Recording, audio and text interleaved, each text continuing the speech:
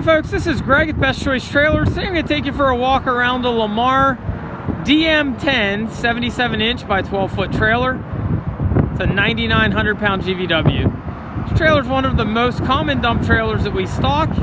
Shown here, it's got a few options on it. I'll take you around the trailer, show you some of those options. So we'll start out, we call this our high-sided trailer. Reason for that, standard it comes with an 18-inch side. As shown here is a 24-inch side. It's also got a 2-foot side extension.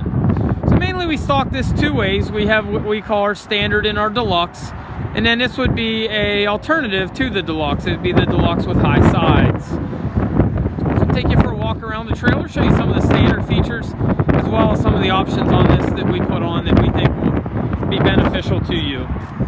So up front we start out with the Demco Easy Latch coupler. Very slick design. These easy latches we see a lot in the stainless variety on aluminum trailers, and now we're starting to see them on some of the steel trailers. It's a 21,000 pound rated GVW. It's a cast coupler, not a stamp coupler. Easy latch, very simple to use.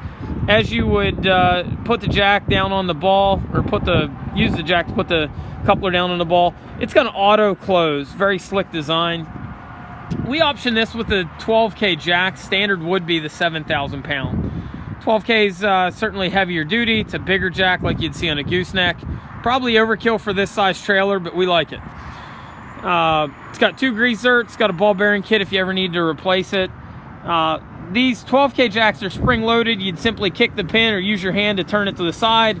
Inner jack leg will retract up. Then you also have another outer leg that'll come down via the crank. So on these Lamars, they come standard with a 110 volt plug-in to charge your battery. If you've never had a dump trailer before, the battery is the critical component of the trailer. It's a self-contained 12 volt electric hydraulic system. There's a 12 volt deep cycle marine battery, group 24, inside the poly battery box, which is another one of the standard features that we like on the Lamar. I've never seen that on any of our other manufacturers. They do also use a power up, power down. You can tell based on the 2 solenoids. So going back to the battery charger, these guys use an 8 amp hour charger as opposed to most of the industry we find using a 2 amp, and occasionally now we're starting to see some 5 amps. Reason that spec is important, this is a 140 amp hour battery. If you've got a 2 amp hour charger, it's going to take about 70 hours to charge the battery. We find most customers do not charge it 70 hours. Most charge it overnight. With a 8 amp hour charger and a 140 battery, you've got about 16-17 hours to fully charge it. That tends to work out about right. Lamar also uses a toolbox that tends to be about 2 gauges heavier than most. It's a little detailed, but again, it's one that we found that they're a little bit different. They also put a neat little ledge on the front. This makes it easier to pick up. They also use a sealed harness. It's cold weather rated. We're starting to see more and more sealed harnesses, just not the blue Arctic cords. Normally that's still an option. These just make it nice. They stay flexible down to negative temperatures. So a tarp kit is not a standard on Lamar, but they're very reasonable on the tarp. We tend to put it on most of our dumps. Very slick design. Most do not come with a sail bar. Not only does it come with a sail bar, but it's a professional grade kit. This isn't a piece of black iron steel with a little bit of paint on it. It's an aluminum kit. It's got the aluminum rod, sail bar. Sail bar, if you're not familiar, keeps the tarp nice and stretched straight.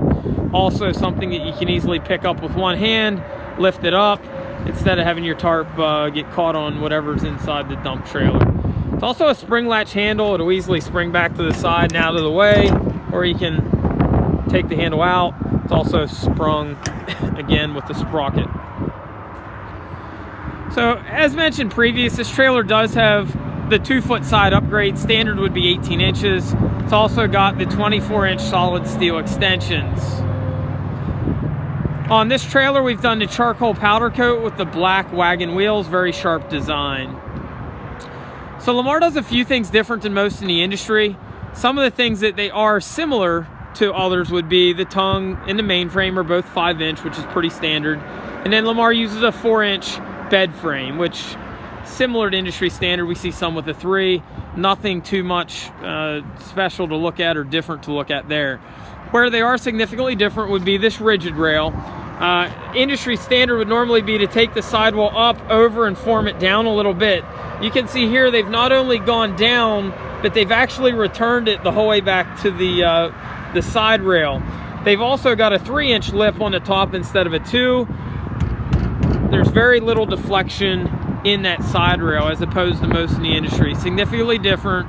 You can use this in commercial use, and your guys that are a little reckless with the bucket aren't going to ding up the top rail in this trailer.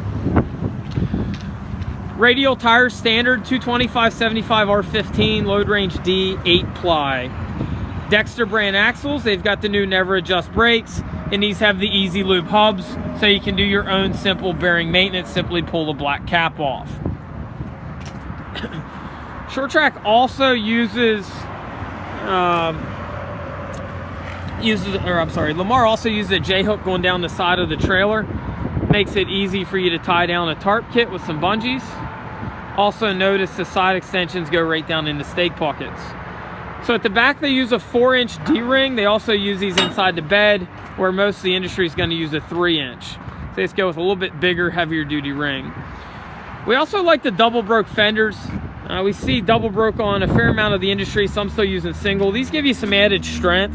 And then more importantly are the gusseted returns. Gives a lot of strength to your fender there. If you back into something or somebody hits it, generally it won't damage it like if it were unprotected. Also gives you a nice spot to mount your bullet LED lights and protect them. Back of the trailer, you've got your undermount ramps. That is an option. We put it in most all of ours. LED stop, turn, tail, and your bullets in the center. Lamar uses a full height cam bar lock as opposed to a single pin down at the bottom that we sometimes see. Also notice the side extensions are 5 pieces. You've got the side, the front, the side, and then on the back you've got one that slips down in each door. So Lamar uses a very simple system for their door holdback. Simply got the hook along with the D-ring. Pretty simple design, yet very effective. You can do it with one hand and a foot. Little detail about this that I'll point out that customer actually pointed out.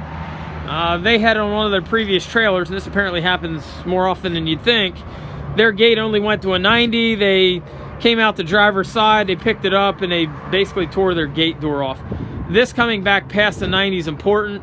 If you're using the power button from the driver's side like most, and then you open your doors and back in, sometimes guys get a little careless. This just makes it a little bit harder to bust your door off, I'll put it that way. Again, they use the 4-inch D-rings, 4 of those standard.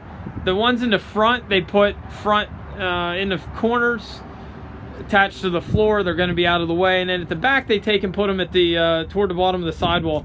They picked this placement because there's a vertical stiffener on the outside right there, so it gives good strength to that, keeps it off the floor out of the way. Lamar uses a 10 gauge floor, one of the thicker floors in the industry. Normally you're going to see 10 or 11 gauge, of course bigger number being thicker. They're toward the heavier gauge in that department. I'm going to go back up front. I want to show you a little bit of the underside of the trailer.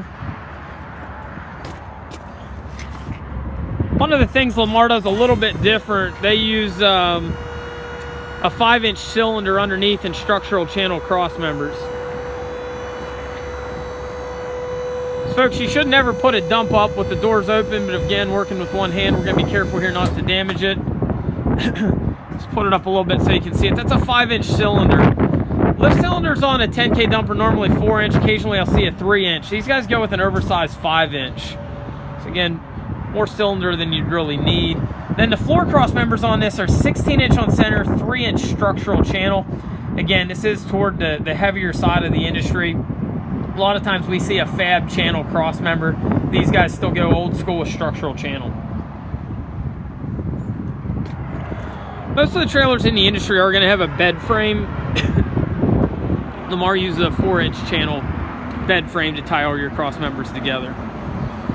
So again, folks, this is a 77x12. Something like this is going to weigh in at about 3,500 pounds empty. It's going to give you a net legal payload of about 6,500 plus your tongue weight. Tongue weight on these is about 15% or 1,500 pounds.